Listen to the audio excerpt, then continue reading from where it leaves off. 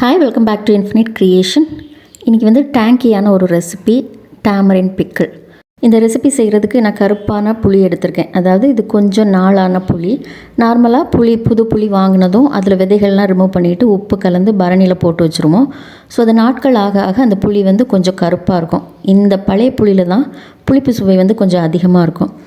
நான் வந்து ஒரு கைப்பிடி அளவு புளியை எடுத்திருக்கேன். இதில் வந்து ஹாட் வாட்டர் சேர்க்குறேன். வெந்நீர் சேர்த்து ஒரு 10 நிமிஷம் ஊற விட்டோம் அப்படின்னா அந்த புளியில் இருக்கிற பல்ப்பு வந்து ஈஸியாக கிடச்சிரும். ஸோ ஒரு 10 இல்லைன்னா 15 நிமிஷம் நீங்கள் ஊற விட்டுட்டு அதுக்கப்புறமா அந்த பல்ப்பை வந்து கலெக்ட் பண்ணிக்கலாம்.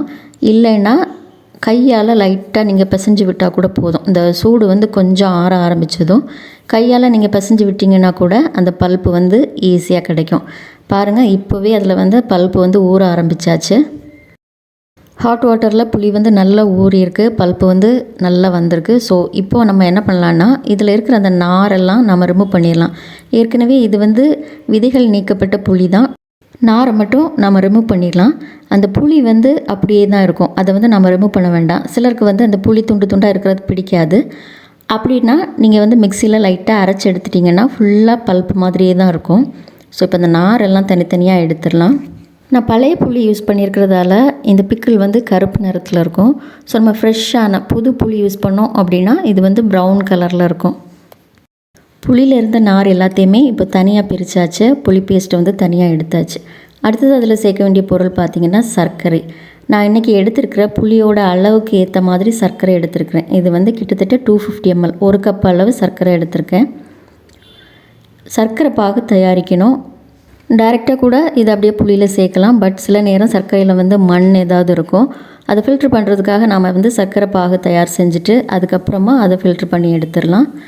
பாகு செய்யும்போது தண்ணி வந்து நிறைய சேர்க்க வேண்டாம், கம்மியாக சேர்த்தா போதும். ஏன்னா புளியில் சேர்த்து கொதிக்க விடுவோம்.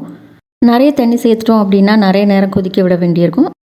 இந்த ஊறுகாயில் வந்து புளிப்பு, இனிப்பு, காரம் எல்லாம் கலந்து ஒரு மிக்சட் டேஸ்ட்டில் இருக்கும். புளிப்பு சுவை அதிகமாக விரும்புகிறவங்களுக்கு இந்த ரெசிபி கண்டிப்பாக பிடிக்கும். இல்லை கொஞ்சம் இனிப்பாக வேணும், தித்திப்பு அதிகம் வேணும் அப்படின்னா சர்க்கரையோட அளவை வந்து கொஞ்சம் சேர்த்துக்கலாம். பட் புளி ஊறுகாய் அப்படின்னு சொல்லும்போது கொஞ்சம் புளிப்பு அதிகமாக இருந்தால் தான் டேஸ்ட் வந்து ரொம்ப நல்லாயிருக்கும். இப்போ வந்து சர்க்கரை பாகை வந்து ஃபில்ட்ரு பண்ணியாச்சு. அடுத்ததாக இதை வந்து புளியில் சேர்த்துடலாம். ஃபில்ட்ரு பண்ணி சேர்க்குறதால இதில் இருக்கிற கல், மண்டி எல்லாமே நம்ம தனியாக எடுக்க முடியும். இப்போ கடாயில் நம்ம எடுத்து வச்சுருக்கிற புளி பேஸ்ட்டை வந்து சேர்த்துடலாம். சேர்த்து விட்டுட்டு இதை நல்லா கிளறி விடணும். இதில் எக்ஸ்ட்ராவாக தண்ணி எதுவுமே சேர்க்க வேண்டாம். அடுத்ததாக இதில் நம்ம சர்க்கரை பாகு தான் சேர்ப்போம். ஸோ இப்போது இந்த புளி பேஸ்ட்டில் இருக்கக்கூடிய தண்ணி எல்லாமே வற்றி வரணும், கொஞ்சமாக வற்றணும். அது வரைக்கும் இதை நல்லா கிளறி விட்டுக்கோங்க. நான் ஏற்கனவே சொன்ன மாதிரி இதில் சின்ன சின்ன புளி துண்டுகள் அப்படியே இருக்கும். அது விருப்பம் இல்லாதவங்க நீங்கள் மிக்சியில் அடித்து சேர்த்திங்கன்னா ஒரே மாதிரி பேஸ்ட்டாக இருக்கும். புளியில் இருக்கிற பச்சை வாசனை எல்லாம் போகணும். அது வரைக்கும் இது நல்லா கிளறணும். இந்த தண்ணி கொஞ்சம் நல்லா வற்றணும். இப்போ ஓரளவு கெட்டியாயிருக்கு. இந்த ஸ்டேஜில் நம்ம உப்பு காரம்லாம் சேர்க்கணும். நம்ம எவ்வளோ புளி எடுத்துருக்குறோமோ அதுக்கு ஏற்ற மாதிரி உப்பு, மிளகாய்த்தூள், நம்மளோட டேஸ்ட்டுக்கு ஏற்ற மாதிரி காரம், உப்பு இதெல்லாமே கூட்டவோ குறைக்கவோ செஞ்சுக்கலாம். நான் 1 ஸ்பூன் மிளகாய்த்தூள் சேர்த்துருக்கேன். இப்போ இதை நல்லா மிக்ஸ் பண்ணி விட்டுலாம். இந்த மிளகாய்த்தூள், உப்பெல்லாம் சேர்க்கும்போது ஸ்டவ் வந்து மீடியம் ஃப்ளேமில் போட்டுக்கலாம். ஏன்னா இது வந்து டக்குன்னு அடி பிடிக்கும். ஸோ இடையிடையே நம்ம கிளறி விட்டுக்கிட்டே இருக்கணும். சர்க்கரை பாகு சேர்த்தாச்சு. அடுத்ததாக நல்லா கலந்து விட்டுலாம். இந்த கலவை வந்து நல்லா கெட்டியாகணும். நல்லா கெட்டியாகி சுருண்டு வரணும். அது வரைக்கும் நம்ம கலந்து விட்டுக்கிட்டே இருக்கணும். ஏன்னா இது வந்து ஈஸியாக அடி பிடிக்கும். ஸோ கிளறி விட்டுக்கிட்டே இருங்க. டக்குன்னு கெட்டியாயிரும். ஏற்கனவே நம்ம சர்க்கரை பாகு வந்து கொதிக்க விட்டு தான் எடுத்துருக்குறோம். ஸோ ஈஸியாக கெட்டியாயிரும். ஃப்ளேம் வந்து மீடியம்லேயே இருக்கட்டும். நம்ம ஹையில் போட்டோம் அப்படின்னா டக்குன்னு பிடிச்சிட்டு அடி பிடிச்சிட்டே இருக்கும். ஸோ கண்டினியூஸாக கிளறி விடணும். அதே மாதிரி ஃப்ளேம் வந்து லோ ஃப்ளேம்லேயே இருக்கணும்.